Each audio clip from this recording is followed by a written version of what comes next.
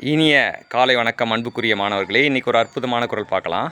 வியவர்க்க எஞ்ஞான்றும் தன்னை நயவர்க்க நன்றி பயவா வினை. வியவர்க்க எஞ்ஞான்றும் தன்னை நயவர்க்க நன்றி பயவா வினை. நம்ம வாழ்க்கையில் ஒரு பொழுதும் நம்மளை நாமே பார்த்து வியந்துக்கக்கூடாது. ஏன் அப்படின்னா, நம்மளை வியந்துக்கிறோமோ, நம்மளை பார்த்து ஒரு ஆச்சரியம், எப்படி இருக்கோம் பாரு அப்படின்னு ஆச்சரியமாக ஒரு வியந்தோம் அப்படின்னா, நம்ம கற்றல் நிலையை நிப்பாட்டிடுவோம். நம்மளை என்றைக்கும் எந்த ஒரு பொழுதுலையும் நம்மளை நாமே பார்த்து வியந்துக்க கூடாது. இரண்டாவதாக சொல்கிற விஷயம் என்னென்னா, ஒரு செயல் செய்கிறோம் அப்படின்னா அது நன்றியுடைய செயல் தான் செய்யணும், நன்மை தரக்கூடிய செயல் தான் செய்யணும்.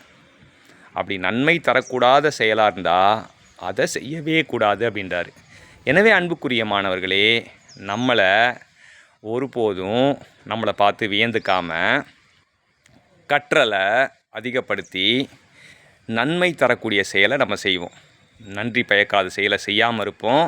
நம்மளை நாமே வியக்காமல் இருப்போம். நம்மளை நாமே வியக்காமல் கற்றலை அதிகப்படுத்துவோம்.